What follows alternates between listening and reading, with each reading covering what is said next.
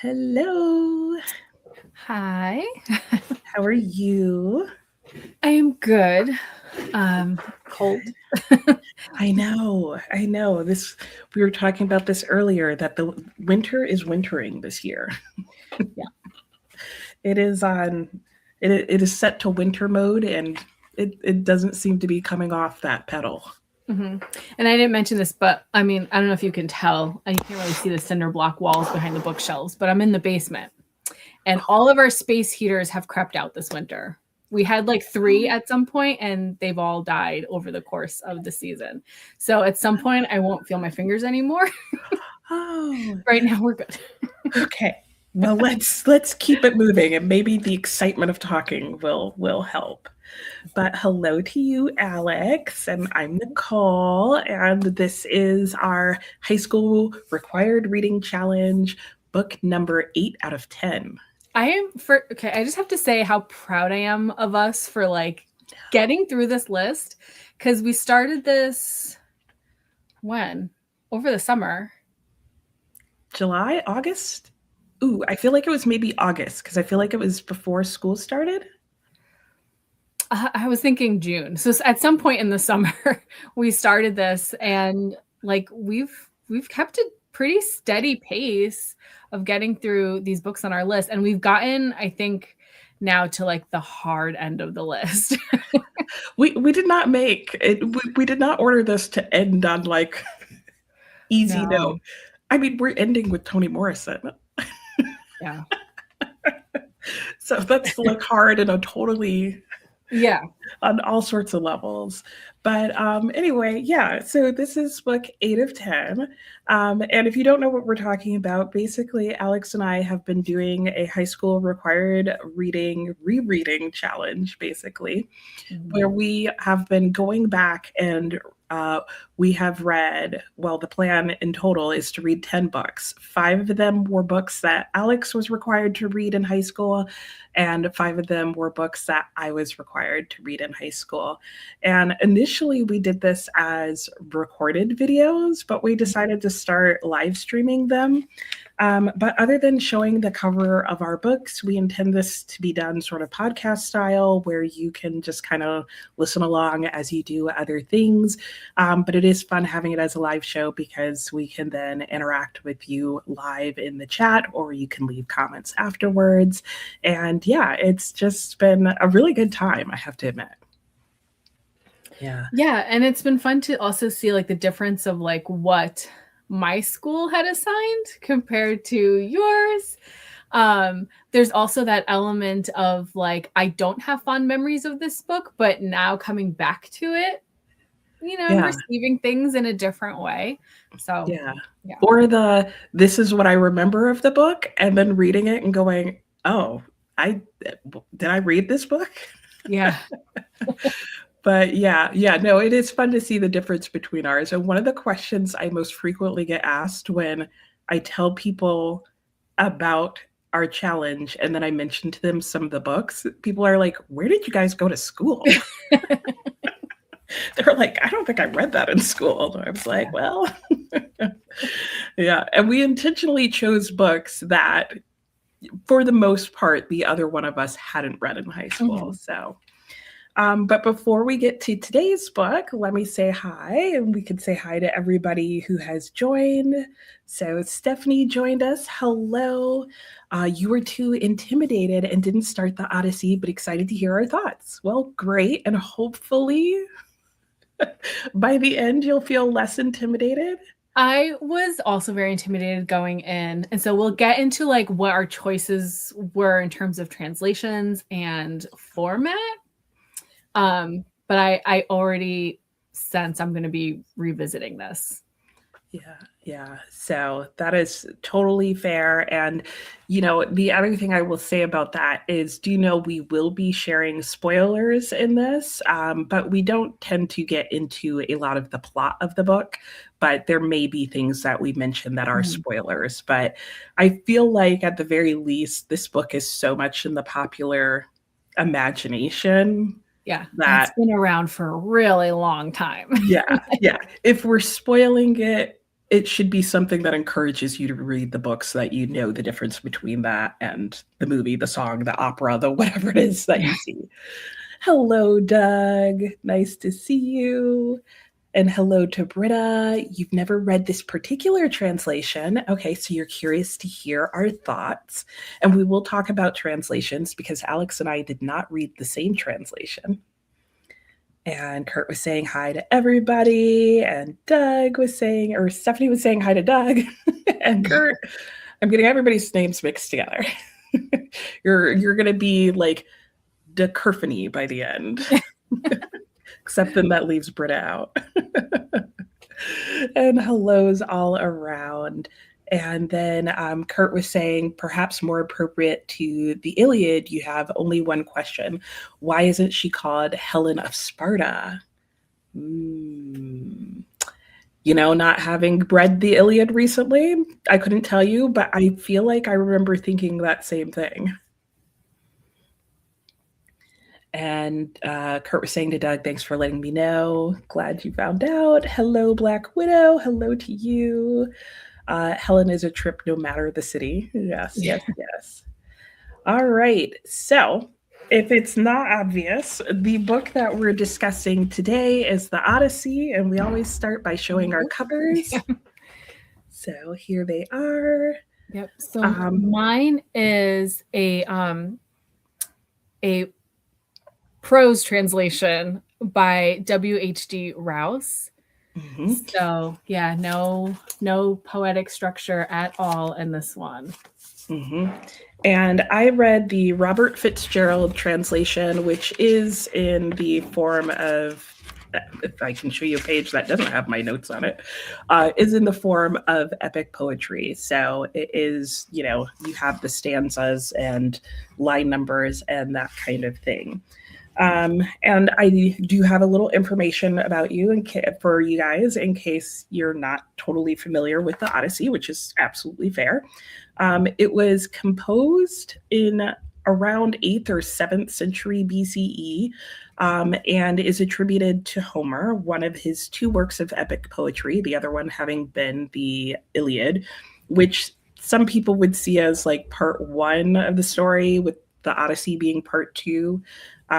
It is thought that they were composed separately and not necessarily as a 2-part series or anything like that. But what happens in the Iliad does happen before the Odyssey, which is basically the Trojan War, which Odysseus is involved in.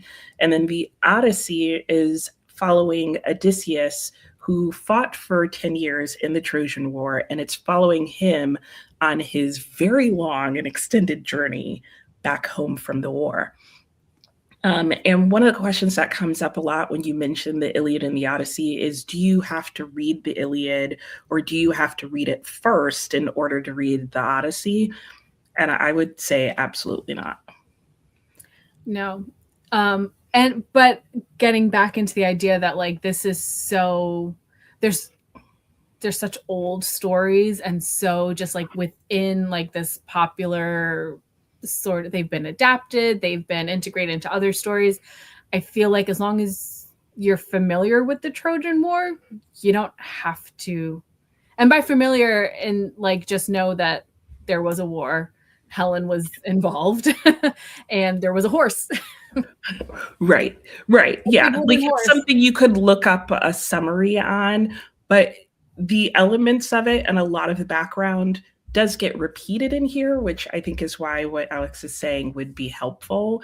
But there is a lot of repetition of what they're talking about, and it does get semi-explained. So I don't feel like you're going to get lost. You just might miss what some of the things are that they're alluding to. So, and then Kurt real quick was saying his question came from John Barth in Lost in the Funhouse. And he has 7 translations of the Odyssey, fewer of the Iliad. And have you read them all? Yeah. That's because I definitely want to know if you have a favorite translation. Yeah. And if anybody else has read a translation that's different than this that they love, please share. Mm-hmm. Then again, that might get us all 7 of the translations eventually.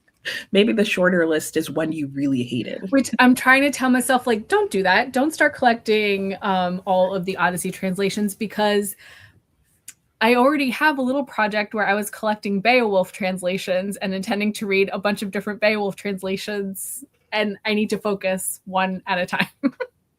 Yeah. Oh, I hear you there. Yeah. I was, before we started reading this, and at the very start, very tempted to get a whole bunch of translations of it. After having read that, I don't feel that way anymore, but I'll talk about that probably more at the end. But yeah, I will say I really enjoyed the translation I read. Like I'm glad I picked this one. I did look at excerpts from multiple translations and did a little work before choosing this one. So this was the one that I wanted to start with, and I was happy with that. Were you happy with your translation? I was not. So I picked this translation because it was the one that was available at my Friends of the Library bookstore. So that's as much thought as went into that. And so when we were getting closer to reading it, and I looked up the translator, and basically what I saw was that this is considered a very good, almost like introduction, or like a less intimidating way to approach it. It's very plain English. Yeah, so if you're intimidated by the idea of reading it in verse, this is the way to go. So I felt good about going into it this way. And then very quickly realized I think I would have preferred a prettier verse version. Mm-hmm.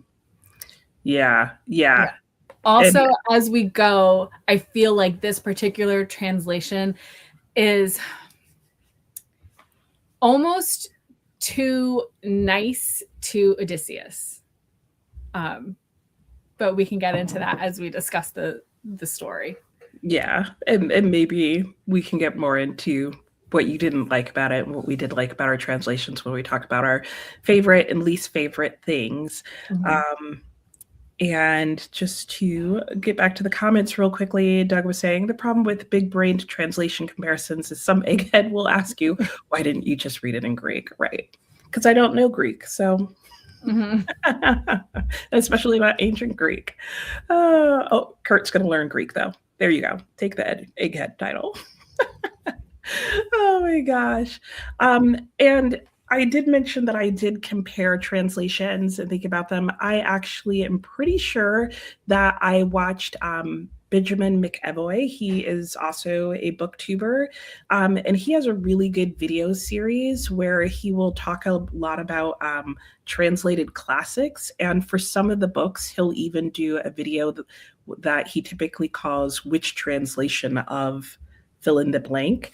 And so I watched his video. So I will link that in the description box below later. I didn't think to do that already, but I also dropped it in the chat for you guys. So I will have to send you a link to include also. I found a video that is a husband and wife who were on a journey of reading this together. And they're both academics, I think.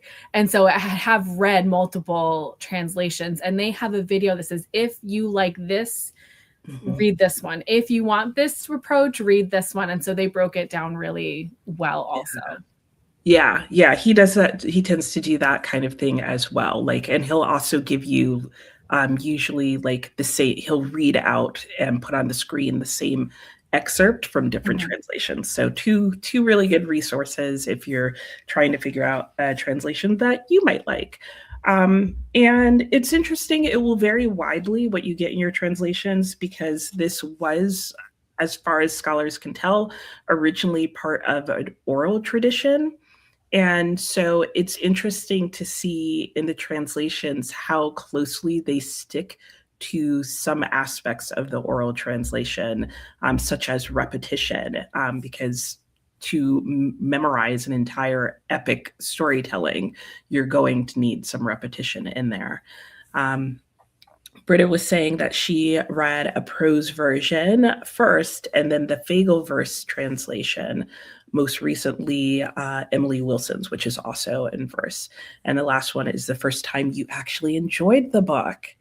Ooh. Yeah, so Emily Wilson's translation is the one that is on my radar. And I know she intentionally wrote it in, did she do iambic pentameter when she translated it?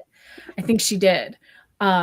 So like she focused very much on the meter as well. And so like it got to a point where I kind of wanted that rhythm and poetry to the story, because the prose translation I read, for not keeping it in a poetic structure, he stuck to some of those devices that an oral tradition uses, like the epithets and the repetition. Or I was like, if you're going to like change the structure, then lose the devices that are necessary to that, because it started like feeling if you're going to change a play into a novel, please take out the stage directions. Exactly. Yeah. Because otherwise it's going to be because in other words, like it was just brick of text. It's not like the nice, like, you know, slim margins that don't feel as daunting. But yeah. And then Stephanie was asking about a website that deals with translations that I've mentioned before, and that is We Love Translations. As far as I know, so far, they have not done a which translation of the Odyssey, but that is a website that's really good. I did look on there and I did not see an Odyssey. Yeah, they're still working on them. I think they have a spot on your website where you can like put in suggestions of things. So if that's one you'd really like to see them do, I'm sure they'd be open to it. I'm sure they've considered it. And the version that Stephanie has and didn't read is prose, and it just looked so dense you think you might prefer verse. Yeah. So maybe our conversation on that would help. Yeah, I thought this would feel less intimidating, and it ended up kind of just feeling like a drag. Okay, good to know. So maybe your hunch on that was right, Stephanie. I would look for verse. So we've kind of talked about it, but again, I'll go over a quick synopsis of the story, which is the Odyssey is basically telling the story of Odysseus, his journey to return home after participating in the Trojan War, which again, you can see the Iliad for that if you want Homer's take on that. It includes Odysseus's trials, his travails, his heartache on his journey home, but it also includes, and I feel like you rarely hear this talked about or see this in popular culture, where it talks about what is going on back home in Ithaca, where he's from, and the trials that are faced by his wife and son in his absence, his wife being Penelope and his son being Telemachus, which I feel like, thanks to more modern retellings of this story, you hear their names come up more frequently than you were for a while.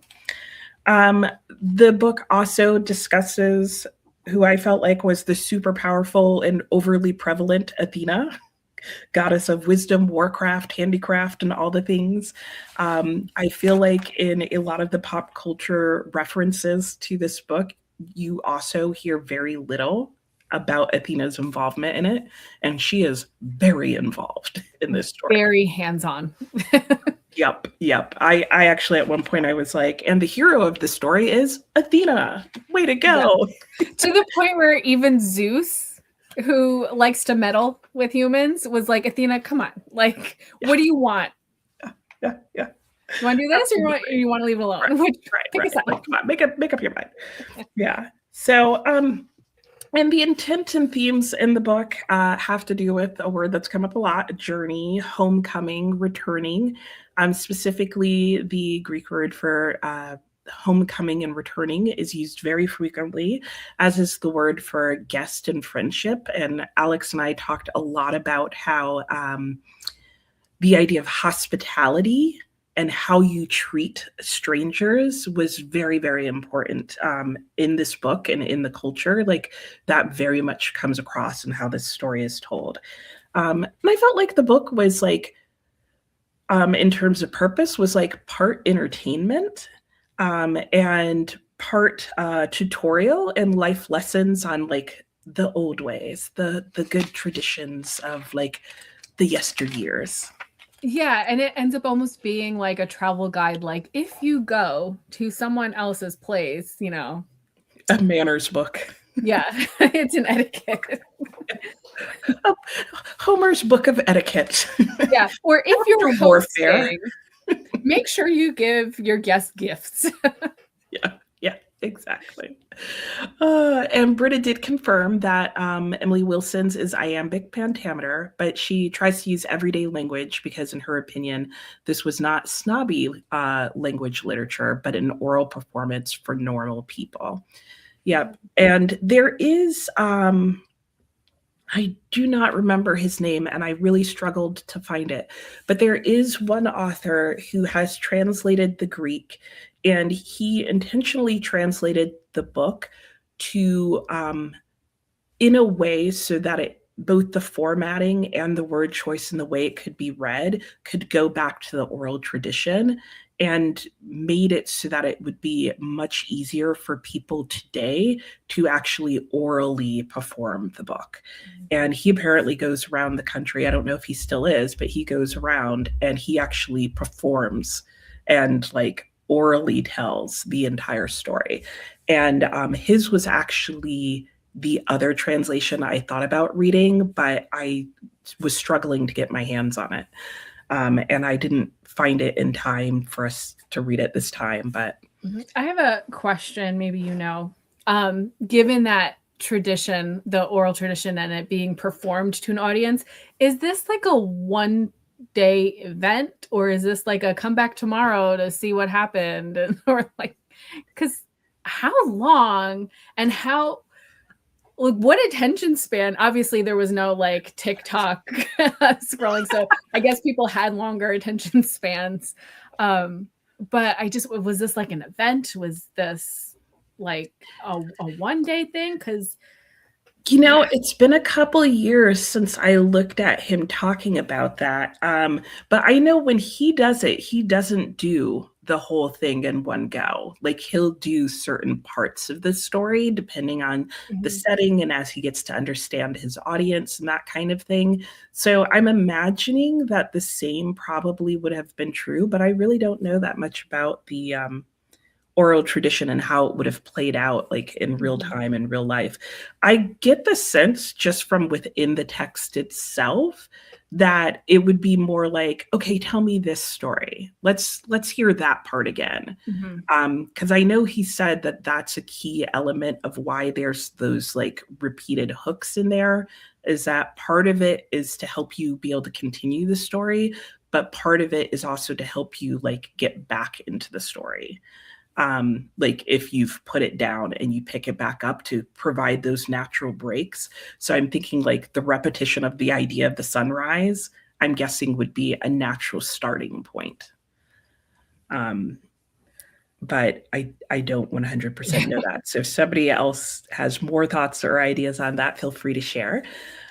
Doug's question was, in Homer's time, was this presented to mostly the rich, or was it a popular story for all audiences, men and women, or only the boys? Most likely only the boys would be my guess.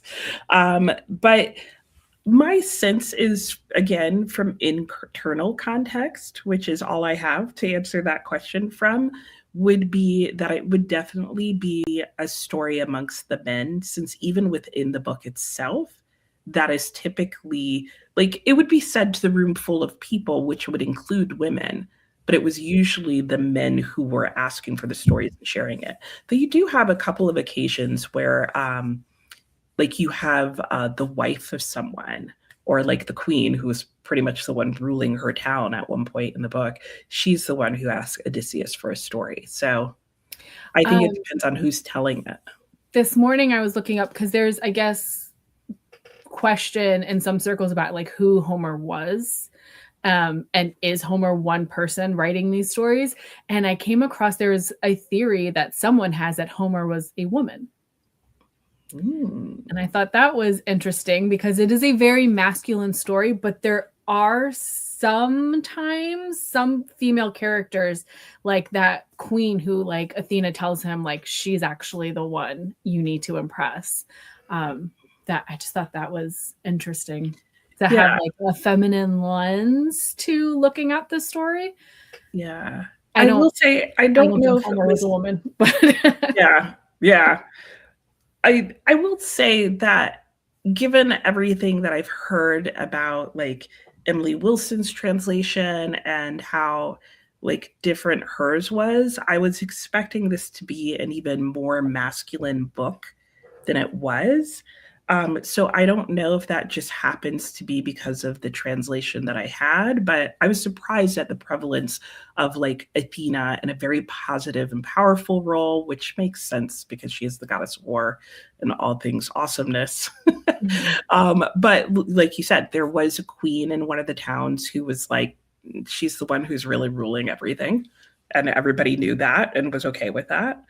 Um, Kurt was saying that the Odyssey is 15 hours and 30 minutes long, and that would be one long day. It sure would. yeah. But without television and radio and maybe anything to do, who knows? Um, Doug heard the Odyssey was designed to be performed over a 3 day period. That makes sense. Yeah, it does. That's like an evening of television watching.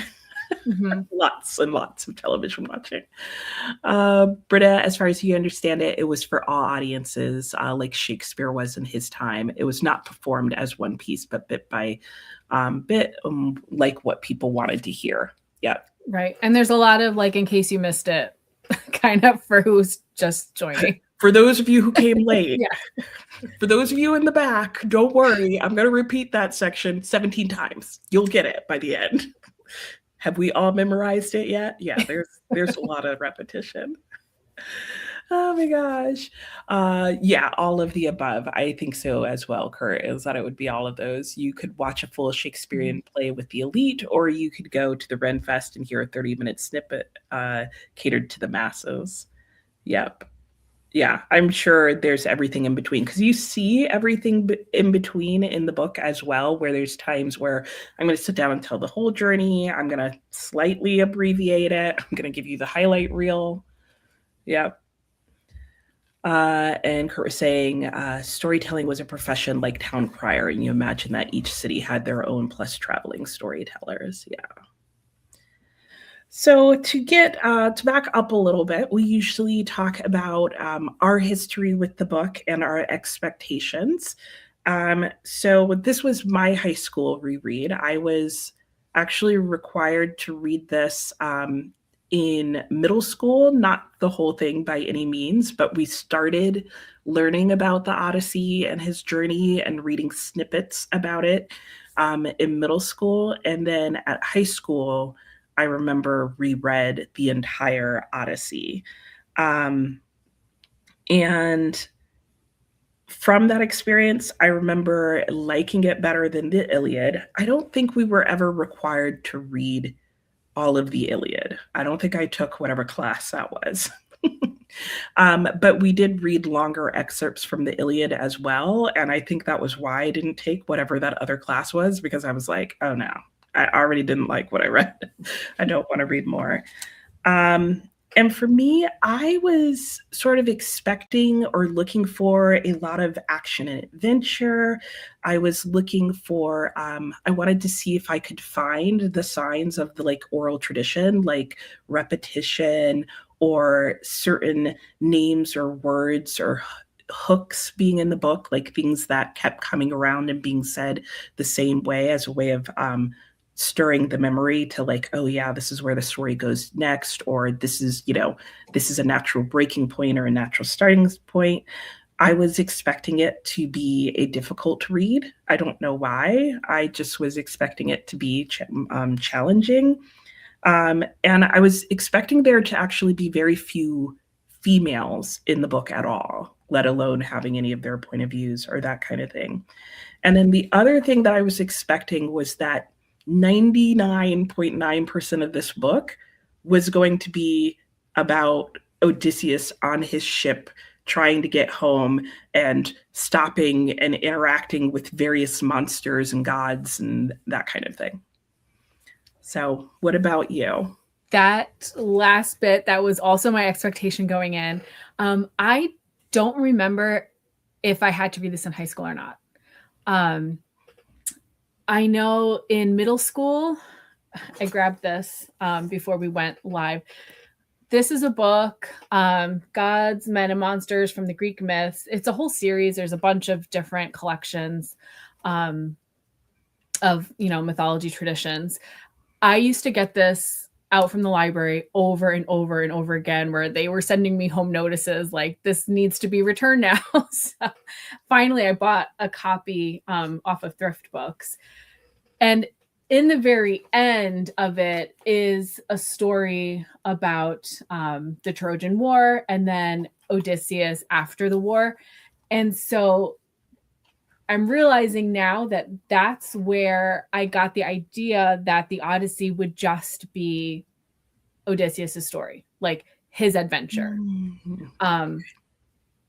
And so I'm thinking I must not have then gone back and read it in high school. Because I was so surprised that we're following. So this is the story. So it's just told as like a typical story for kids. It's got illustrations. And it's only Odysseus. And it's going like, after the war, he ended up here. And then he went here. And then there was this monster. And then there was this witch.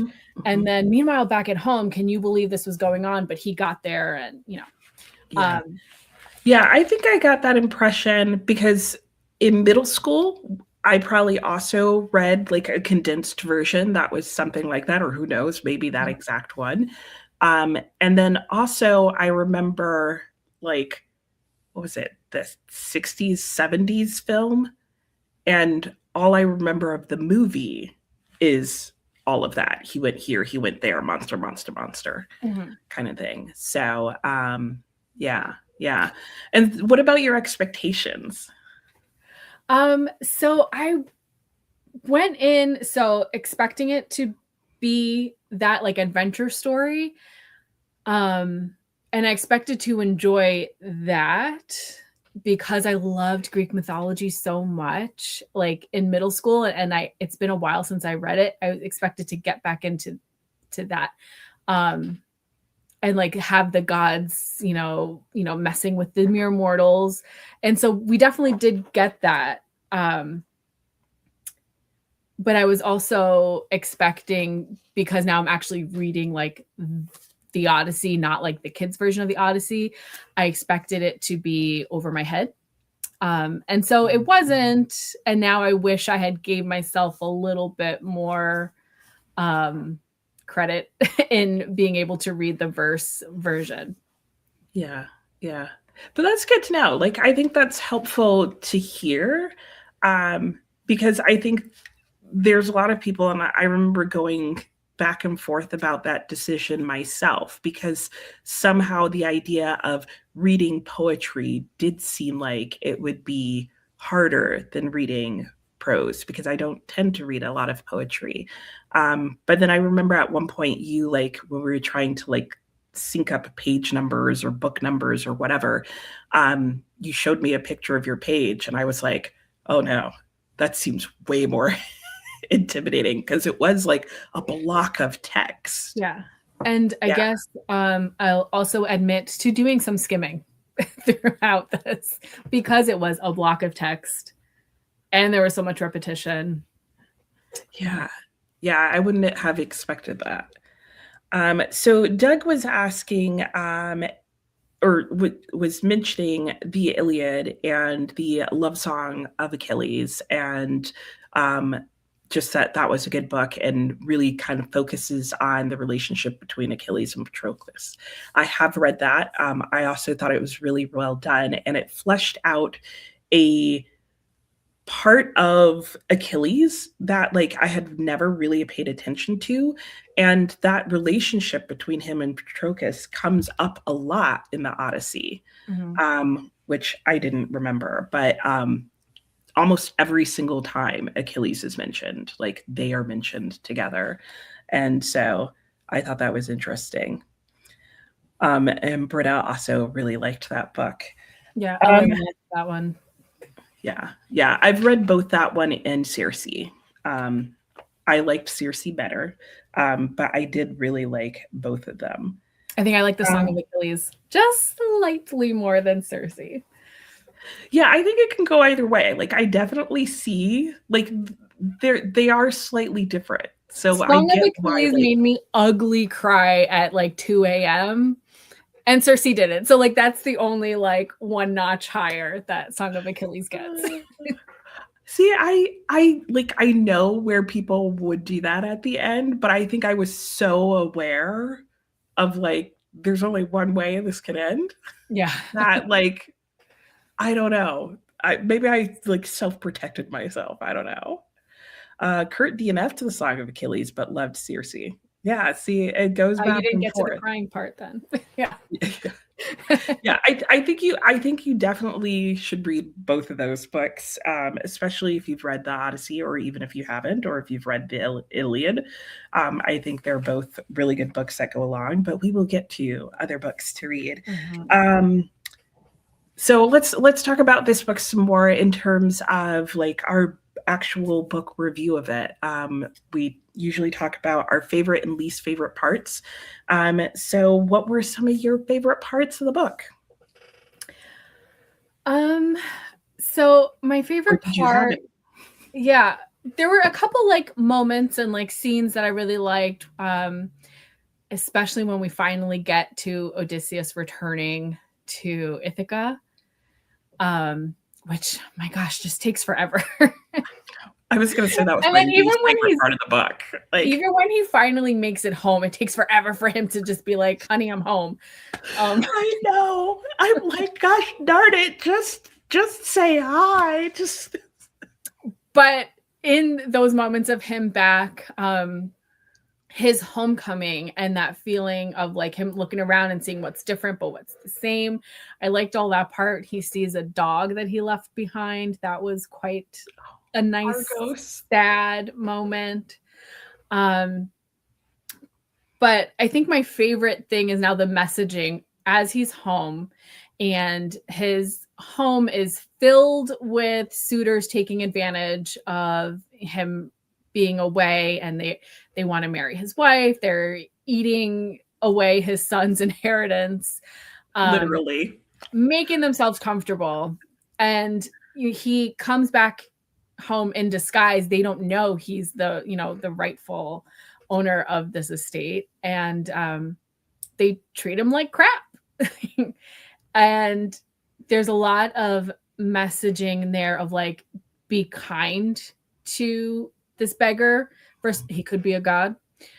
You never know. The gods like to trick people and be in disguise, but the underlying message is for compassion and hospitality. And I really liked those moments as they came up. Yeah, welcoming the stranger. I loved that theme, like that whole theme that's surrounded by like the idea of guest and friendship was so strong throughout the book, and you very much got a sense was like a really important part of culture at some point. Because early on in the book, it comes up at one point because Telemachus arrives at another like kingdom, basically. And the sons go into their father, the princes go into their father, and they're like, there's a stranger at the door. He'd like to see you. Should we let him in? And the father is like instantly livid. He's like, absolutely. I can't even believe you're coming to me with this question. Yeah. Like, I went to Troy and I only came home because of the hospitality of the people who welcomed me as a stranger. Like, how could I not welcome someone else? And Right. It's like, like, not only invite him in, let's give him some horses.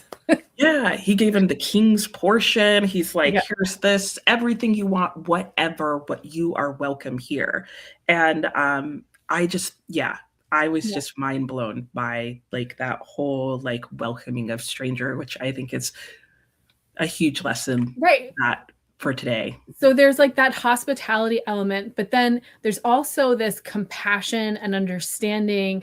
Like Odysseus has created this whole backstory for himself in disguise, which admittedly are some of the parts I skipped because I'm like, none of this is true. And he's going on and on and on. Like, this is a full family history that never actually happened. And Right. I'm Here's tired. my 3-page backstory. Like, have you ever seen Phineas and Ferb? Yes. He like, for those of you who know what I'm talking about, he had a total Doofenshmirtz backstory moment where it was like, oh, we don't need to hear this, honey, because it does not tie in. And you knew as you were reading it that it was not going to tie in. Yeah, I'm like, okay, I get it. You're not revealing to the goat herd that like you're you. Like, okay, you're not revealing to your wife yet that you're you, but like, do you have to go over like your imaginary father's backstory twice? Right. It wasn't just once. And like, I was like, was there no like literary idea of abbreviating something? Yeah. And it really seems like there wasn't, because there was no abbreviation. If somebody was like, tell us how you got away from Circe, we would get the entire story again. Mm-hmm. And like, those were the moments where we were talking about where it was like, oh, in case some of you came late, here's that backstory a third time. But within that imaginary, like, you know, character moment that Odysseus is having, he's establishing that, like, be kind to me even though I'm a beggar, because you don't know, like, I was once even of a higher station than you are. Right. And like, things happened. I was unlucky. Right. I made bad choices, which is all true. Right. Just not in the way he's literal relaying it. Yeah. Like, it does mirror what he actually did go through. Yeah. But like, the underlying message is like, you don't know what happened to someone to make them appear to you as they are now. And so I liked that compassionate message as well. Yeah, the message in there is good. The way of getting to it was tedious. Little bit, yeah. It was a little rough to have to go through, unless you came late, in which case, like, okay, that's helpful. Yeah. Kurt was also saying that his favorite part was the coming home with the dog, which is so funny because it's such a short and literally passing moment in the book, but it is, or in the story, but it is so well told. And if you are a dog lover or an animal lover, like Homer just rips your heart out and eats it in that moment. He's like, it's just, and we won't get into spoilers of what the moment with Argos was, but you'll know it when you get to it. Doug also loved Argos. One of your wiener dogs is 19 years old. Is his name Argos? I would totally name a dog Argos after that. Yeah. No. Right? Yeah. Rita loved the scenes with Penelope even before he came home, but Odysseus irked you a lot of times, so self-involved. Interesting, yeah. Hang around Odysseus long enough and you trust nobody. Yeah. Like, okay, now that I'm home, let me spend the next 50 pages testing my wife, even though every human being on the planet that I know of has been like, your wife is hanging in there. She's doing you a solid. Trust your wife. And he's like, nope, let's test her and her entire retinue. Kurt, don't think you're necessarily supposed to like Odysseus, but to admire only some of his qualities. Yeah, I think that's fair. And I think also, in addition to that, I think it's pop culture that has made him more of a hero than I think maybe the book itself has. Back then, heroes were not superheroes. Yep, they had their faults. Even Achilles had his ankle. Yeah, exactly. Yeah, and I think that's what it comes down to, is I think popular culture has taken Odysseus and made him into a modern day idea of superhero and, you know, perfect and that kind of thing, and brave and awesome and da-da-da. And you don't see all of that all the time. Like, you see like Athena propping him up and being like, dude, let me help you out because you're gonna suck this up if I Yeah. let Now you go do here. Now say this. that. Right. Especially with Yeah, Telemachus, but also with right, Odysseus. right. Yeah. Exactly. Yep. To Doug, it seems that the mindset of modernish readers is a lot different from 8th century BCE class, sex, and control of gods. Yeah. And the dog part is something someone could easily have skipped, but it makes it so human. Yes, absolutely. Not just a series of scenes. Yeah. Mm-hmm. There are very small moments and scenes that I think Homer does like superbly. Did you have any other favorites before I share mine? I have one more, but I think I have a feeling maybe it'll come up with yours, so you can go ahead. Okay. And you guys can also share your favorites, more favorites if you have them while you're talking. So I had a couple of things that I definitely wanted to remember. I mentioned already that I did really like this translation. I liked some of the word choice. You and I talked about word choice in particular towards the end of the book. There is a household servant who becomes much more prevalent in the story towards the end. He is what was it, a goat herder for the Mm-hmm. family. And what was he called in your edition? In mine, whenever Telemachus would address him, he called him daddy. So he'd be like, "Hey, daddy, Yeah. like, tell me about this. What do you think I should do next?" And this was not Odysseus. This was the goat herd who was part of the family.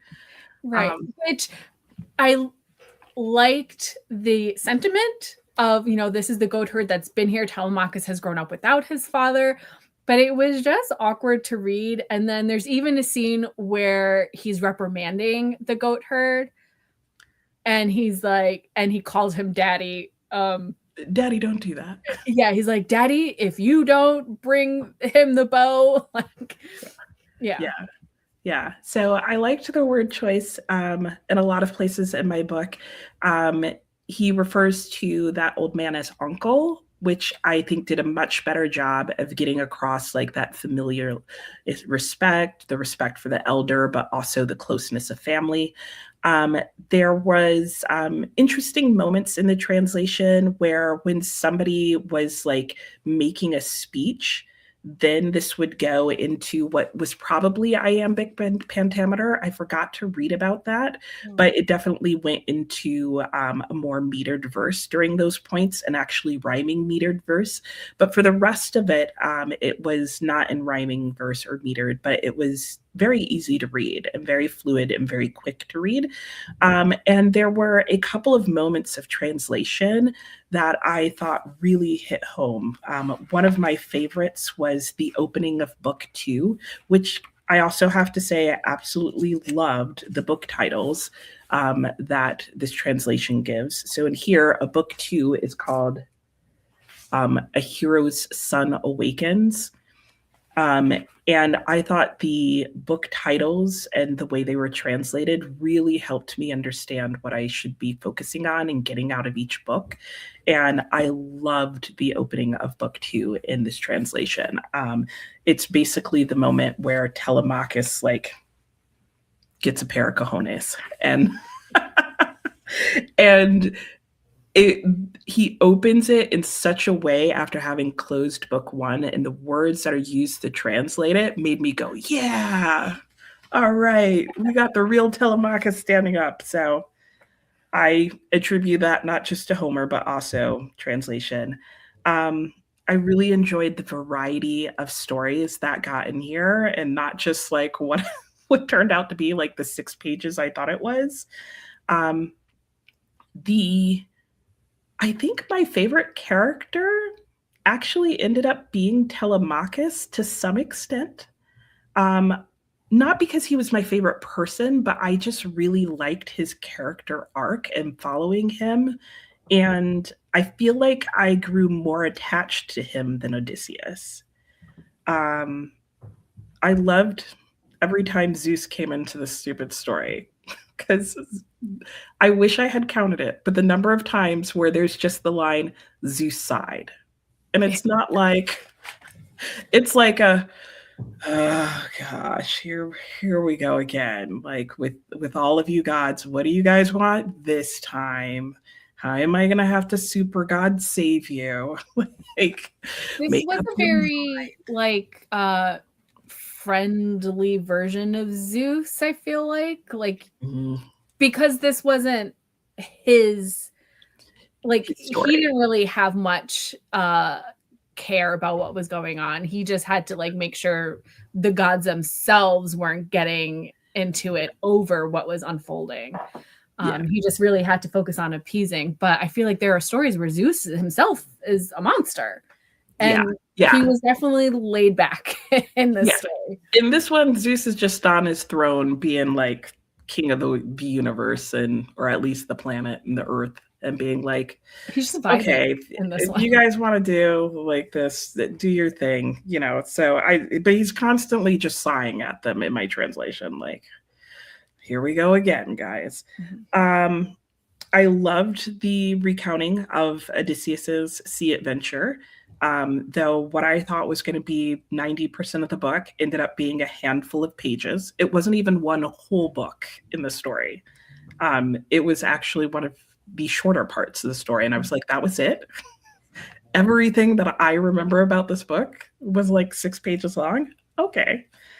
And then what else? Oh, we talked about and like Kurt called it like the moments that become more than just a passing scene or just a moment in the book. And I ended up calling them homey descriptions because there's these little small moments that I feel like a less successful writer might have made like throwaway moments where like, you know, Odysseus just walks through the woods and he arrives, you know, at the cabin or he walks back into town and like, you know, he arrives or whatever. But you get those little moments like with Argos.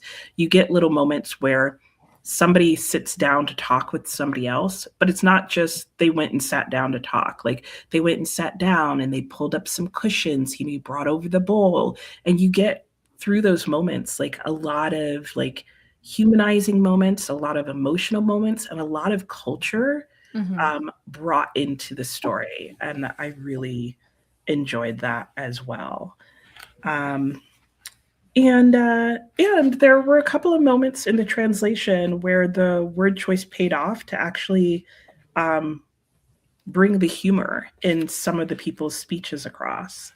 And I can't imagine how difficult that is to do. But there was one line in particular that actually made me laugh out loud. So I appreciated that. So I think that's it for me.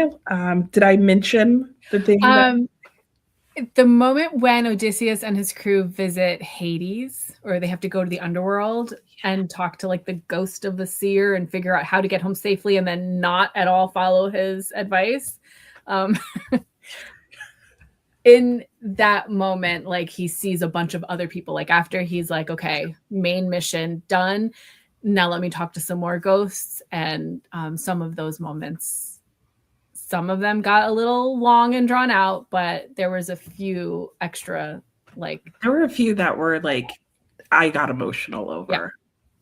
And I can think of one in particular that I was like, ah. yeah, Yeah, there are some moments that he really gets well done. And then there's some moments that are just like kind of funny. Like I'm thinking of like when they're about to leave Circe and the island and the guy falls off the roof and like yeah, nobody realizes it and that becomes like a whole issue that when you first read it you're kind of like, why are you telling me this guy fell off the roof? This is like such a random event to throw in, but it yeah, because it's like brings it back. how that book ends, I think, is like, Yeah, and this one was taking a nap, and in all the excitement, he fell and broke his neck. right. He missed a rung on the ladder and fell and broke his neck and died. And you're like, who's this person? Why Yeah. do we care? But he makes you care about it later. Yeah, so let's go to see the comments real quick and then we'll Mhm. go into what we didn't like. Britta was saying that Emily Wilson, or her translation opening of the poem, calls him a complicated man. That was Odysseus. And I think that's accurate. Yeah. Mhm. And Kurt agrees. Good way to describe him. Hebrews 13:2 from Doug, entertaining angels unaware. The Zina idea has a lot of staying power. Yes. And it's interesting that you mentioned that with the Bible verse, because I think it is helpful to remember that this story kind of predates some of those ideas. Certainly the book of Hebrews. Kurt was saying that that was a translation I think issue. that was Yes. when we get to Telemachus calling Eumaeus daddy. Yeah, that was, Definitely yeah. my translation only, because you had gotten several and we compared them to several other translations. Yeah. And mine was Yeah. definitely the most awkward. Yes. Yes. Daddy was definitely the most awkward. My favorite was uncle, because there was also old man I think and that's grandpa.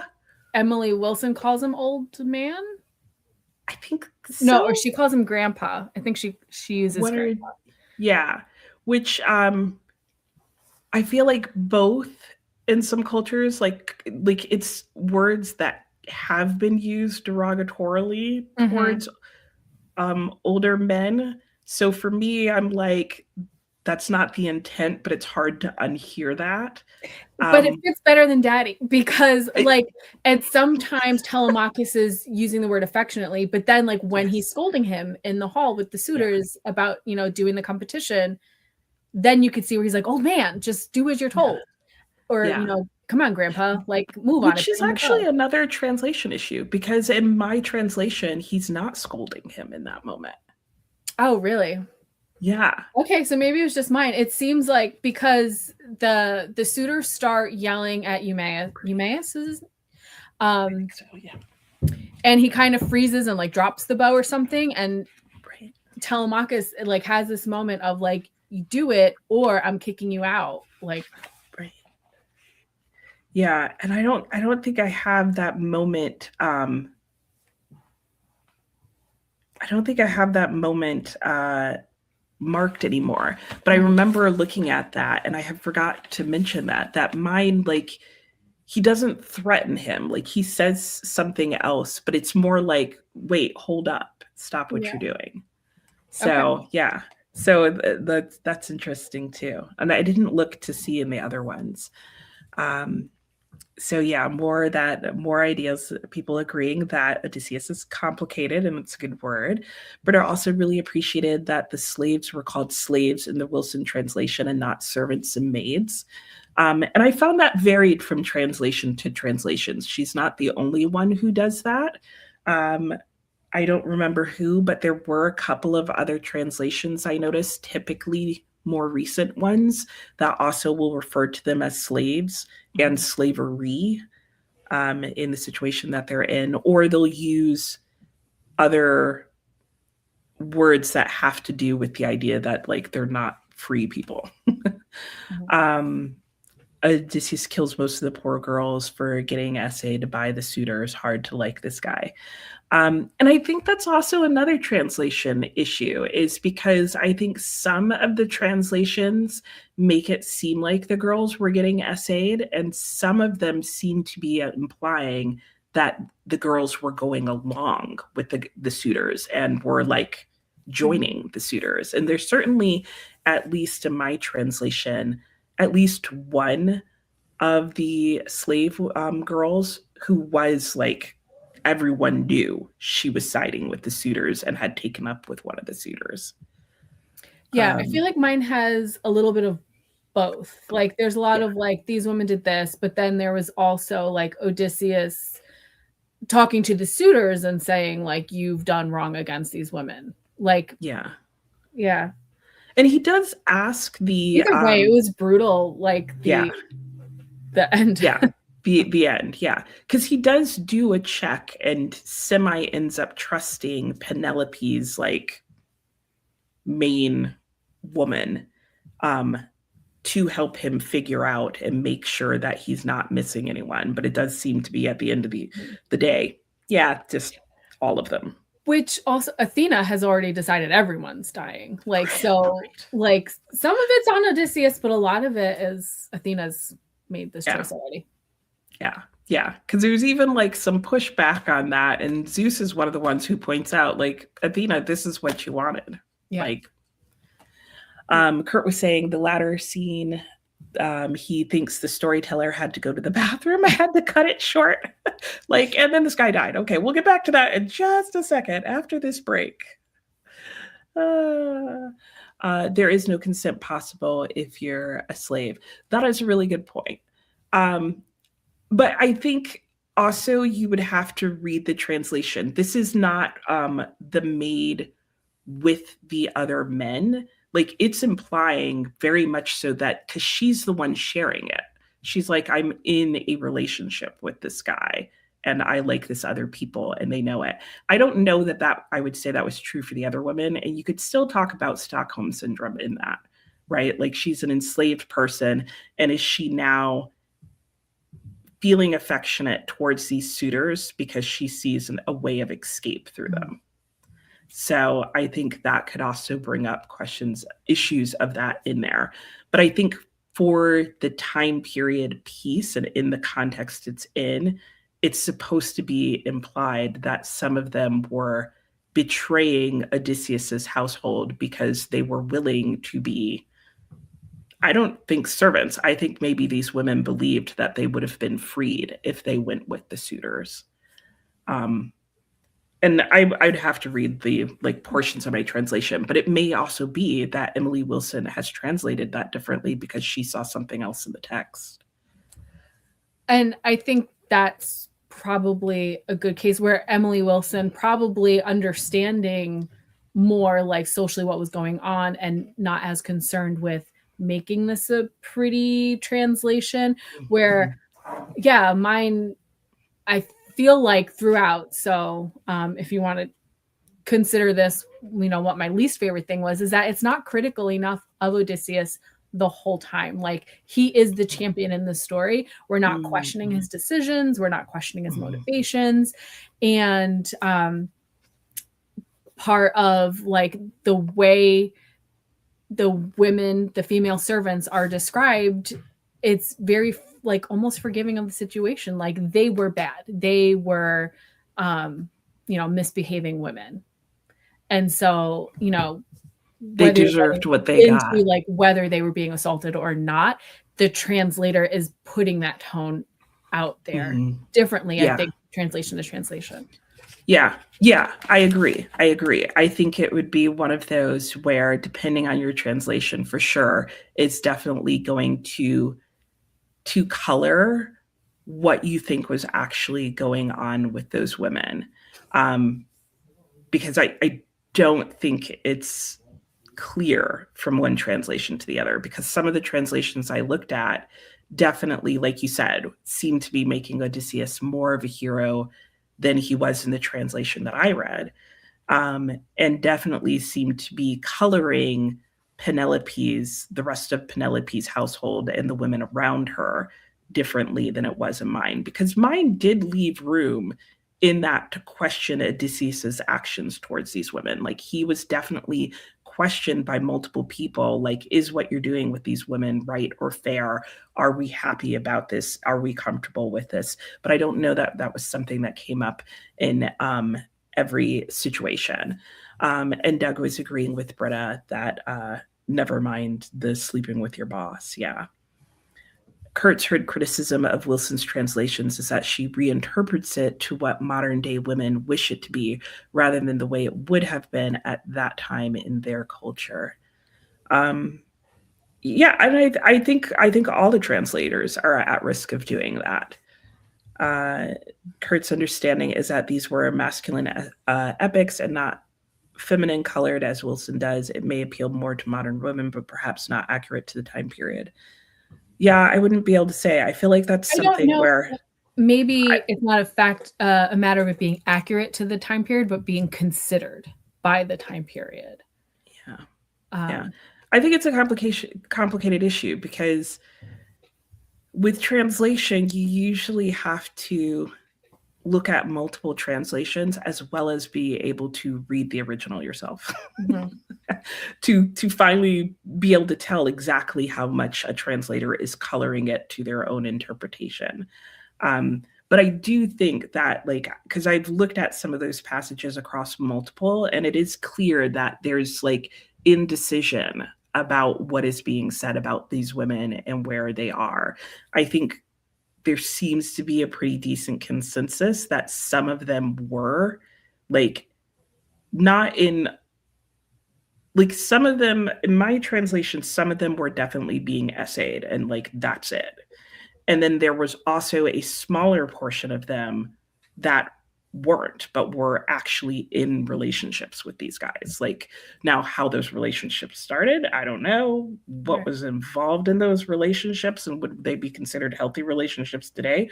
Probably not. But Well, and it was one of the maids who tips off the suitors that Penelope has been tricking them at night and like undoing her weaving, which she told them, I'll pick one of you when I'm done with this right, cloth. But then right. she would undo all her progress. And like, so there is this idea that there were maids who were, you know, Yeah. placing their bets on the other side. Yeah. And I think some of what we have to take into consideration as well in the storytelling of that is what was Homer's intent in telling that story. And it does seem like his intent with these women was to make clear that some of Penelope's own women were betraying her. Not all of them, but like with Odysseus's household, some of his household betrayed him, and some of her, like her retinue, um, was also betraying her, but it wasn't all of them. And it seems like the idea that Homer wanted to set up was that they only had a few people who remained loyal to them. And then the questions of, like, why were these women portraying him? Like, was it just because they wanted freedom and they saw that within these other men and that kind of thing? I don't think is a question that Homer's trying to answer. I think he's trying to set up a household dynamic. And then we could read more into it, ideas about their own culture. Like, what does it say about the culture of men at the time that men would write where a whole household of women would happily be in relationship with either their captors or their suitors or this or that? But I don't think that was a question that Homer himself was trying to answer. So I think you have to look at those as two separate parts of literary criticism, but I think they're both valid parts for sure. Doug was saying when we talked about The Great Gatsby, you said it was too bougie for you, basically. And the Odyssey takes that to the next level. Interesting. You'll have to tell us why you feel that way. And while you type that out, we can talk about anything else that we didn't like. I had a much shorter list for this. Yeah. So because Britta mentioned that she appreciated Wilson using the term slave instead of servants, when we meet Eumaeus, who is like the loyal servant, he's the goat herd. Yes, goat. Or is he the swine herd? Oh. What animal did he take care of? You know what? He might have been the swine, because there's a Yeah, good I slave said goat, and there's a but you're bad right. slave. Yeah, because I think the goat guy comes along later, doesn't he? And he's the There's... nasty one. Oh, I'm so sorry, Eumaeus. Eumaeus might have been the swineherd. Let me go back. Okay, we'll keep going. I'll find Either out way, the answer. We get his story when he's being reintroduced or introduced to this man who he does not know is Odysseus, and they're sharing their stories. And the whole time I'm reading it, I'm getting uncomfortable because we get this like tragic backstory of Eumaeus being sold and bought by Odysseus's father Laertes, but then being like incredibly like grateful to the family for having bought him. And it's just this weird like dynamic between like you are a slave, but we're gonna talk kindly of the slave owner. And then elsewhere, or even before that, now Penelope's maid, which I forget her name. And I think this was a translation issue. uh whenever she spoke, all of her dialogue was written in like this really like different way to how everyone else was speaking. And I was like, wow, okay, like really drive home that like she is a low class. Like she had very broken like all her words kind of broke off, and like I had to like read it out loud to hear her dialect and make sense of the words. So again, my least favorite parts come down to translator choice. Yeah. Yeah, because you had asked me about that, and you were like, is her like I forget what like You're clear. basically That was what it was. yes, yes. And you had asked me like, does she speak a different dialect than everybody else? And I looked at all the translations that I had, and she did not in any of them. Yeah. And so it definitely seemed to be sort of a sort of classist decision And at by some your point, I was like, all right, translator. I'm going to try to read this out loud to you. I apologize. Like, this is going to sound awful. And you go, they sound Scottish. And so we had to look it up. This is an English translator. Like, we're like, yeah, he's very much using like dialect to show class. Right. And then you brought up, because especially in Eumaeus' story, we get that like he was high class though, but like he was Right. kidnapped and then sold. Right. Right. Right. Yeah. And we do get a little bit of her backstory, which also indicates that she came from a better background. But it's like when they become enslaved, they become like the the slaves of these other people in servile roles. And yeah, so that was a choice Yes. So by the translator for sure. And it was a swineherd. He yes. was a Okay. swineherd. I said the goat thing. So um, for me, I think I had two things that were my least favorite. One was the repetition. I mentioned plays and stage directions, and there were some repetitions that happened throughout the book. Like Odysseus is frequently referred within. There's 24 books within this story, and within one book, Odysseus would often have some sort of, tag to, or title to his name, like, oh, Odysseus the Wayfarer, or Odysseus the Tactician, or whatever. And that was repeated. Those didn't bother me, but and some actually grew on me, like the sun rose with the same exact wording in every single scene. And initially that irritated the crap out of me. And then after a while, I loved it because I actually loved the description of it. Um, but then there were other times where it was like, I'm going to repeat to you the story of how this thing happened in full length that like made me want to skim. Like it became boring and too much and became those stage directions that aren't interesting to read, like exit stage left. Like I okay. Like I know why they're in there. I know why the repetition's in there. It doesn't mean that I like it. So I had those moments. And then I also had let's see. Oh, I you had mentioned this way back at the beginning, that the actual part where Odysseus is finally back at Ithaca was way too drawn out for me. Like I get why he didn't get back to Ithaca and like dive right in and off with their heads. Like I was fine with that, but you feel like you have this build up to him getting back to Ithaca and things are gonna happen.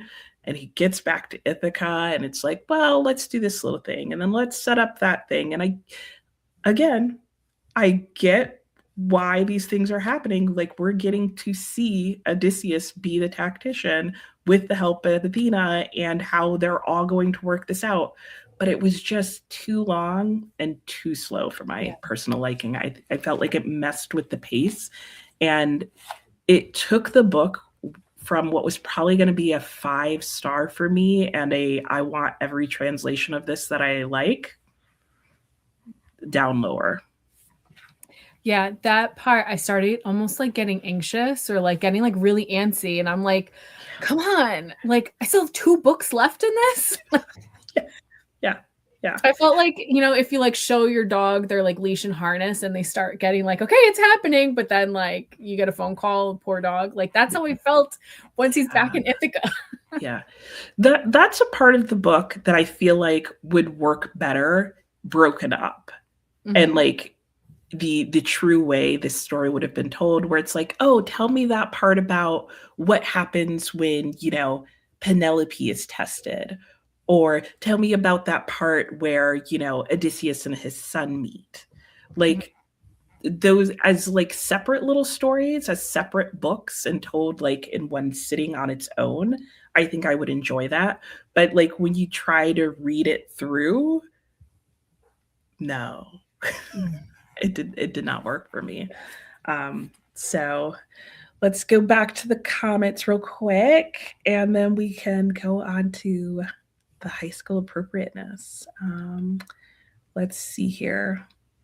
Oh, I just removed the star and now I'm lost. Oh, okay. Doug was saying the maids didn't know if Odysseus was ever coming home or not, and he told Penelope to remarry when Telemachus grows up. Slaves, goat, and swine herds, any working dude looked down on, and never mind how women get treated. Odysseus was the kind of guy you should avoid at all cost. Yeah. I think another thing that's like based on when I read just like a shortened version of this in middle school to like reading it now is I didn't have a concept of how grand of an estate Odysseus had that these suitors were trying to stake claim to. And I think in whatever version, like that's basically a quick for kids, here's the general story. Just I pictured just like a couple of guys in their house, like a very crowded, regular size house, not that he had this, farms and all these animals. And so Odysseus himself was not as, it was much bigger than I remembered. Yeah, it didn't. Yeah. Memory. Well, and I think it's kind of fair because even in the book itself, while more aspects of his estate are mentioned, I feel like you really only get perspective of the suitors and just how many of them there are, like towards the end. Because then there's finally like one point where he was like, no, you don't understand.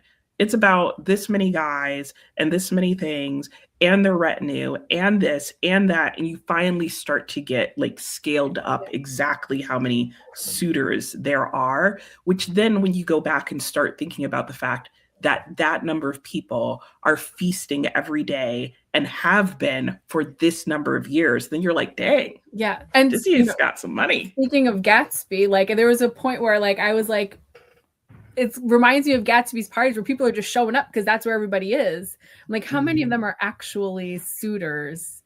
Or like, this is just where everyone was and like, there's a free meal. Like, yeah. It was a funny scene.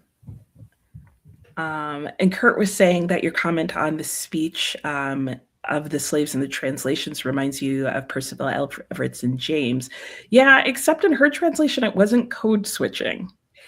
Like it was a poor authorial choice, not it was making a class distinction that doesn't actually exist in the text or in the book, or like it just made a distinction in this character that didn't belong. And it seemed like it was because the author wanted her, or the translator rather, wanted her to feel like to other her. It othered her in a way that Homer did not other this character. Doug was saying the repetition made you think of the King James version of the Bible and Alice's Restaurant. I'm not familiar with Alice's Restaurant. But yeah, a lot of older stories have, where you can get anything you want. That reminds me of like Henry Ford. You can get anything you want so long as you can get any color you want so long as it's black. And that song is only 18 minutes long. Imagine 15 hours. So true, but noted how easy it is to remember all the words, even though it's 18 minutes, right? Because of the repetition. Yep. Emily Wilson's translation is shorter than most English versions. She intentionally had the had exactly the same amount of syllables as the original. Oh, that is an interesting little tidbit. So a lot of people are being perhaps more wordy. Odysseus was very rich and powerful. Yep, Kurt, absolutely. And yeah, it's definitely a translation problem. I mean, translating is hard. I don't envy translators who are trying to make things work, but some choices just don't work. You can convey the word to word translation, but still not convey the intent or keep the meter. Yeah. That's why Kurt, or rather Doug, wonders about the original intended audience. Was it a rock and roll audience or chamber music audience? Yeah, yeah. All right. So to keep things moving, because we're going kind of long here, high school appropriateness. So in this section, we get it back to the idea of the high school question and why it was taught, or why do we think it might be taught in high school? This is just our opinion, and how appropriate we think it is for the high school level. So not necessarily in terms of content warning per se, but more just like, does this make sense to teach to high school students? And is it at the right age level for high school students, that kind of thing? So what do you think, Alex? Oh, hold on. I've got dogs on their way outside making noise. Oh, okay. Shall I go first? Oh, okay. Yeah, okay, I think they're out. Sorry. I think it's taught just in like the history of storytelling. This, along with Beowulf and Gilgamesh. Like, I don't remember like I said, I don't remember if this was assigned, but I remember it at least being discussed or like a portion of it being told. The same with Gilgamesh and Beowulf, just because like you get that like history of storytelling and the style of storytelling, introducing this idea of an oral tradition, and then a verse poetic structure being like the oldest stories. And so I think that just makes sense to like introduce to students under that like topic or umbrella of like, this is what storytelling was. These are the oldest stories ever told. And it is an adventure story. Like, so it's, here's an example of some really fun writing. Yeah. And yeah, I don't know, like what else about it was like a reason to include it in the curriculum, except that. And then what about like the appropriateness? Do you feel like it's an appropriate book for high school level, that it's like rightly aged? I think so. And that it would again depend on the translation. If you get something that's a little bit too floral and stuffy and in the, focused on making it sound very poetic, I think you're going to lose people. But if you have a translation that really focuses on the adventure element of the story, and then it again opens up this like discussion on culture. So I do see it as being like something that high school students can engage with and, walk away thinking about messages. Yeah. Yeah, I think largely the same thing. I thought it was really interesting, the point too that you were making about it, being a way of discussing like the storytelling tradition and bringing it in that sense.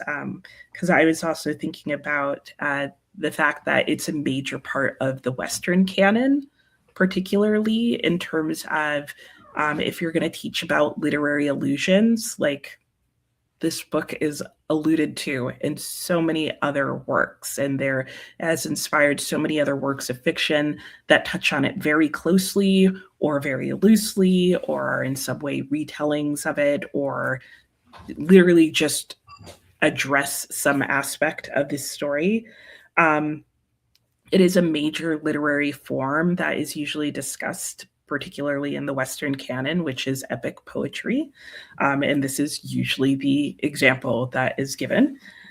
I think it's also taught because it is so much in the popular imagination, whether people recognize that or not. There have been films, TV shows, operas, music that have all been made specifically about this book, as well as, again, tangentially related to the book, whether it's using the story of that return journey home or that kind of thing. So I think it's a way of introducing students to sort of like what feels like a root story so that they can start to understand what's happening in these other stories. Um, and then I think, uh, Greek mythology tends to be a huge focus of study, especially when you're studying like ancient Greece and ancient Rome. And I think it's a really easy way to introduce like not just who the gods are, but like how the ancient Greeks felt like they played out in life. Mhm. Um, and then I agree. I also think I think like reading wise, a good translation can really help in terms of making it appropriate at the high school level. And I think there are elements of it that are really relatable for high school students in terms of, like you said, life lessons to learn, issues of hospitalities. I think even just learning about like approaching difficulties in life and how, at least initially, Mhm. things can be approached without violence, maybe not in the long run. Um, and then also, I think with Telemachus, you get a really good like coming of age story. Not as much of one as I would have wanted, but you definitely have that, you know, what does it mean to become of age? What does it mean to grow up and really become the person you're meant to be or who Athena is making you be? um, and yeah, yeah, Yeah, Telemachus definitely has a like, okay, it's time to like leave your room and go see the big world.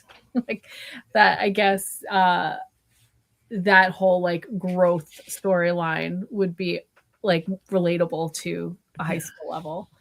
Yeah. That was probably like the one disappointing part of the story to me is that Athena's like, I want him to go off and make a man of him. And like, I love a good like coming of age story, but it's like he goes off and like at one point in the book, it's acknowledged, well, he's just been hanging out at this guy's house this whole time. And Yeah, like, he has to come home and she talks about how he's like going to go out and make a name for himself and come back, and to some extent he does because he makes a name of himself because they know that he's actively out seeking his father, but right. then It's he less really has to about what come he's home. doing, it's more about how people are talking about him when he's not there.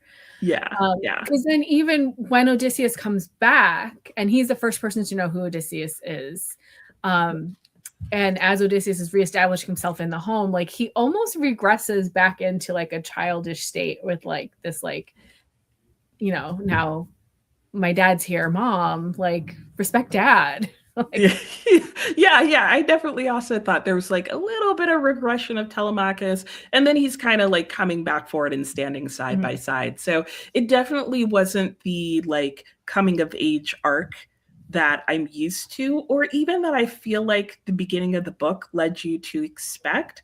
But it might have also just been me personally reading into Athena's language about that, what I like currently think of as like making a name for oneself, where that's all going to happen out in the world. Whereas for Telemachus, it happened partially out in the world and partially at home, which I think is fitting for this story. mhm. So for other people, Kurt was saying that Alice's Restaurant is a traditional Thanksgiving song. Of what tradition? I have never heard of it before. But you can get anything you want at Alice's Restaurant. Lots of repetition. Also an anti-war song. Interesting. Never knew that. Thank you for sharing. Britta, you don't know whether to include it in the curriculum because you would find it difficult as an English teacher to choose the right translation. That's fair. I mean, but you would probably know your students really well, and or depending on the school, it would be chosen for you. Yeah, I think that call is made. But I think if you somehow magically were at the School of Awesomeness and could make that choice for yourself, it would probably just be based on your students. Mm. Good point. Some teens think some piece of fiction is so original, but not knowing what was written or told. Yeah.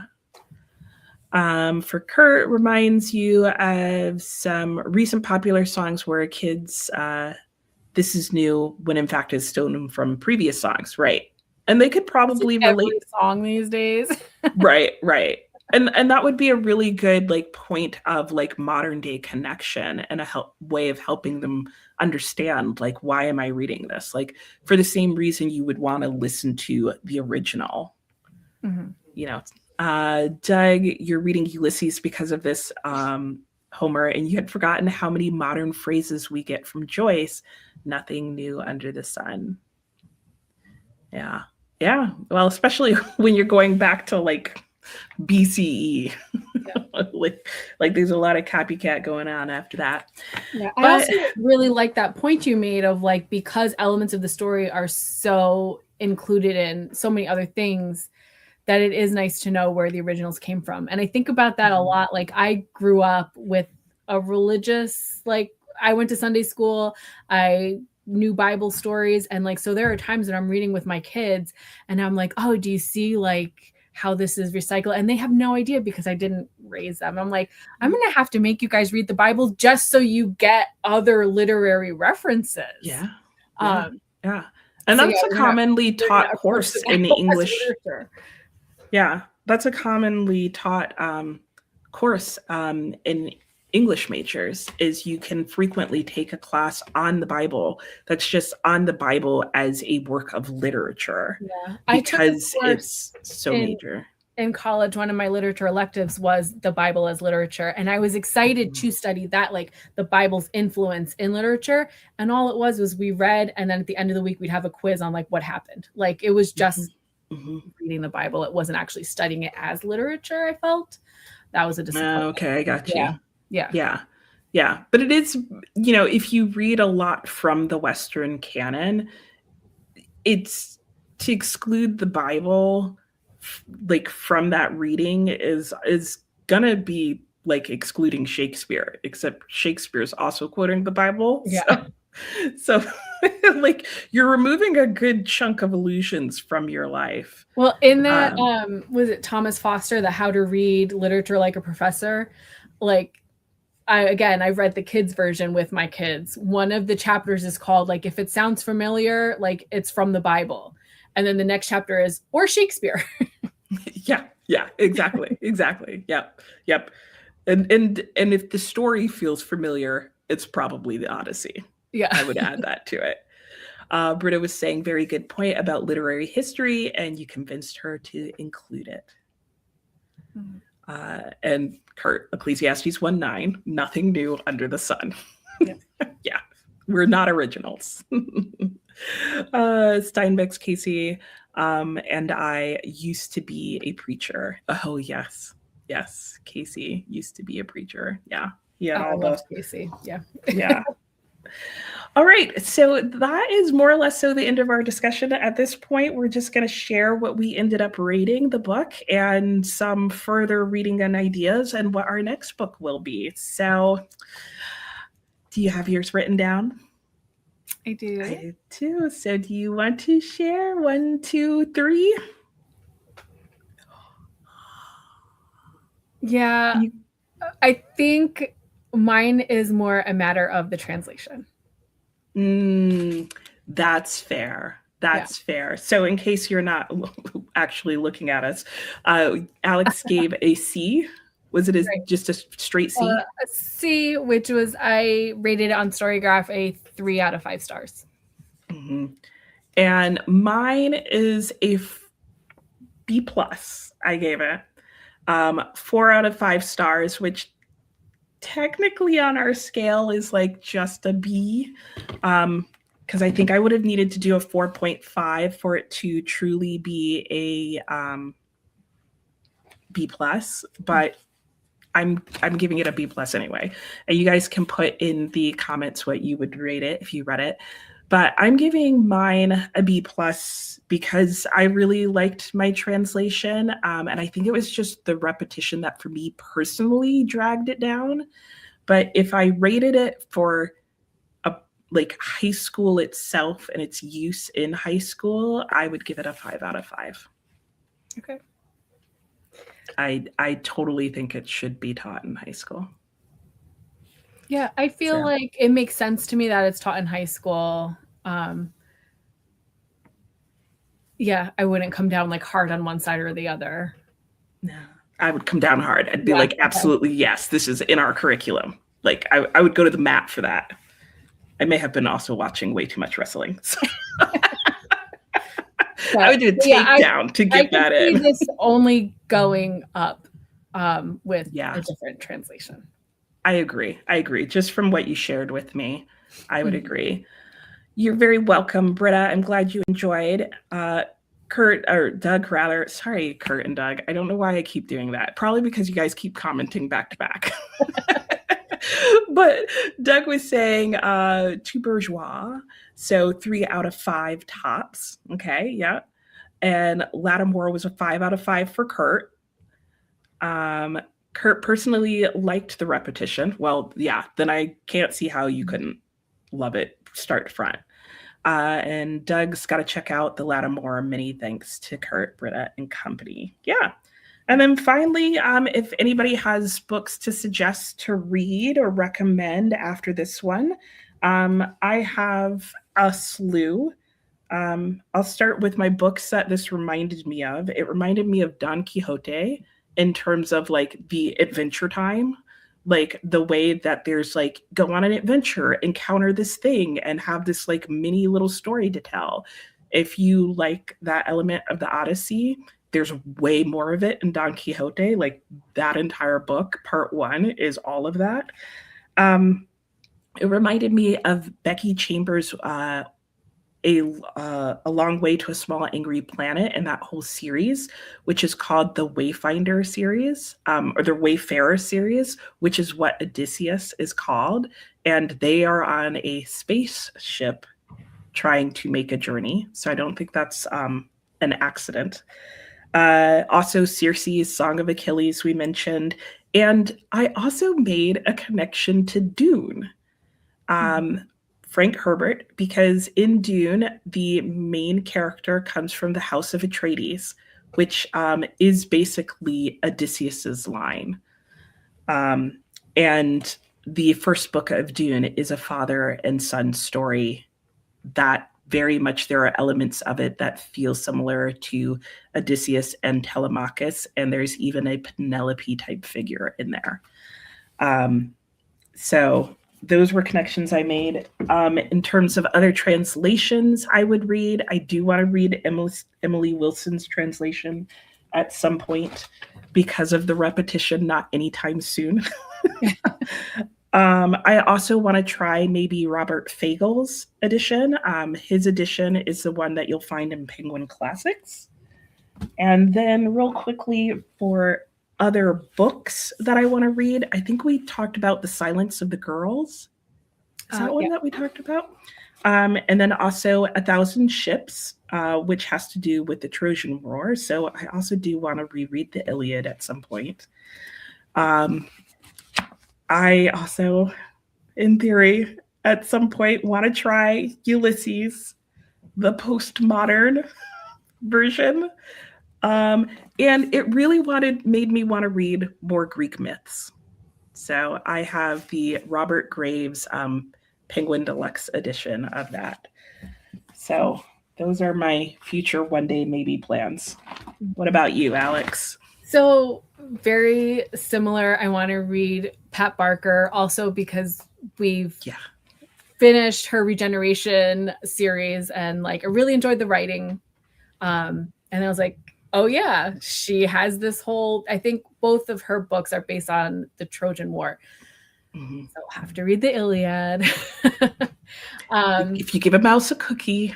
And I have Ulysses upstairs, so I'm gonna have to read Ulysses.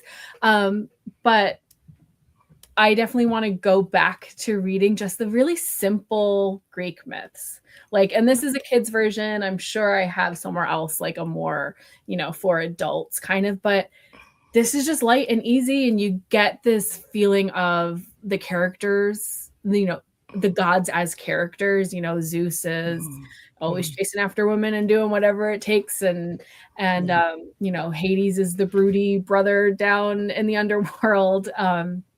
So it was just always a good introduction, and it keeps it light and interesting. So Mm-hmm. yeah, Mm-hmm. if you liked that element of the Odyssey, just read some myths just for fun. Um, Mm-hmm. the other thing I was thinking of is Madeline Miller's books. We talked about those, but also Margaret Atwood. I got my M's confused. Margaret Atwood has a book called The Penelopiad, which is Penelope's story.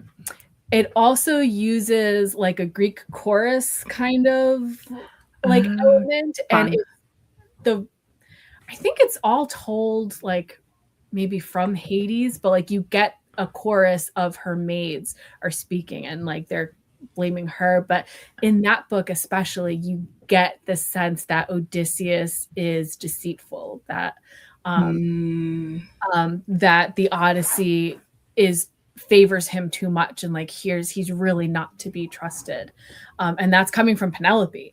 So Mm-hmm. that's really short, fun. It's got Margaret Atwood's tone, as you would expect Yeah. to write a story about a Nice. woman. But I love that one, and now I want to reread that. And Awesome. then I was thinking, like you brought up this just idea of a journey, like that story made me think of Homeward Bound or The Incredible Journey, as the book was called. The movie is Homeward Bound. And so I was like, oh, that's, a different sort of spin on this adventure story. Yeah, I mean, in a lot of ways, like, I always think of Tolstoy, every story is either a stranger comes to town or, a man goes on a journey. And like, if that's not the Odyssey right there in two ideas. And then I was reading this at the same time or like back to back with the Odyssey. And the main character in this is The Cider House Rules by John Irving. The main character is named Homer. And so then I started looking for connections to the Odyssey.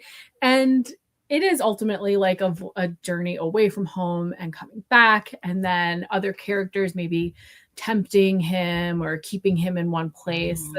So Yeah, like not who's the directly Cyclops in related, that book? but it's interesting to see recycled elements, even Yeah. if it's not a one-for-one like Yeah. Odyssey comparison.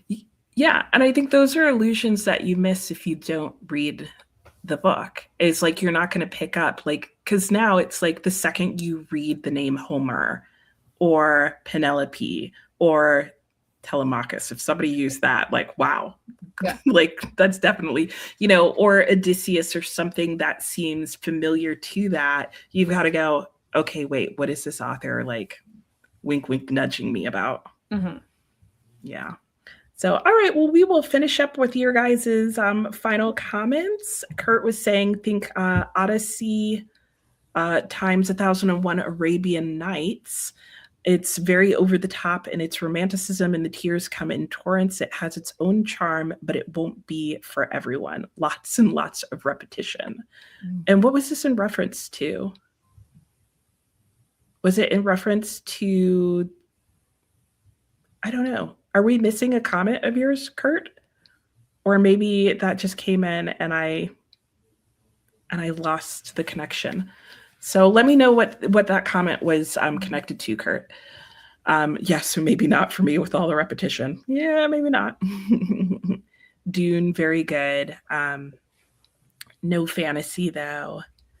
A quote in 2 parts. He spent a month wading through Ulysses, which Sally told him was the greatest novel ever written. He threw it aside late one night. Oh, was that previous comment related to Ulysses? And said to her, baby, I just can't cut it. That book is as full of as a Christmas goose. Oh my gosh. And yes, Doug appreciated that comment. Okay. Oh, I did miss a comment. Yeah, it's not showing on my side. So I'm assuming it was the name of a book or something that you were referencing. So I'll check the comments offline and see if it just got held for some reason and look at it there. But yeah. So when the comments are back to back, they seem to miss the first ones. It'll actually hold it sometimes, is what happens for who knows what reason. It should be thrown aside with great force. Yes, Dorothy Parker. Oh my gosh. All right. Well, that is it. Thank you guys for staying with us. I know this is way longer than our It went a discussions little usually long, are, yeah. but it was such a good discussion. And I mean, I think the Odyssey is worth it. We all went on a journey there and back again. It's the Fellowship of the Rings. I mean, you could consider the entire Fellowship of the Rings. It's kind of an Odyssey journey as well. So that might be another one. So next up, we have the Canterbury Tales are next. Yes, that's right. Our next book is the Canterbury Tales, because like we said, we did not slow down at the end of our list making here. So we have the Canterbury Tales, which we are going to read abridged. So we are going to be reading a select number of stories from the Canterbury Tales. And maybe what we can do is both put up on our community pages the stories that we're going to be reading. Mm-hmm. So that way, if you guys want to read some of the Canterbury Tales with us, we will be doing that. And like we did with this one, we will try and put up the link for the live show for that a couple weeks in advance so that you guys can read those stories as well if you like. And then we will finish this cycle off with Sula by Toni Morrison. So, and that'll be interesting. So final thoughts, Kurt was saying, yeah, we talked about this when they're back to back. They sometimes don't show up. Kurt liked that quote. And have a good day as well, Kurt. You're very welcome, Doug. Hello, Carrie, and thank you. And Kurt was saying some of the Canterbury Tales are body. Yes, I'm fully expecting that because... yeah, there's a certain time period where that's like all you're getting. We looked up which are the ones that are most commonly taught in schools, but I'm also curious to know, so which ones do they not include in schools? Yeah, that would be, we're going to have to see. We're going to have to maybe we'll each have to do a random selection of not on the reading list. Yeah. Oh my gosh. Well, that is it for today, guys. Thank you for anyone who watched this. Thank you to all of you who were here live with us. And if you're watching the recording, feel free to leave your thoughts on any of this in the comments below. And we will see you both on our channels in between and whenever we do our next live show. All right. So that's it. Bye, everyone.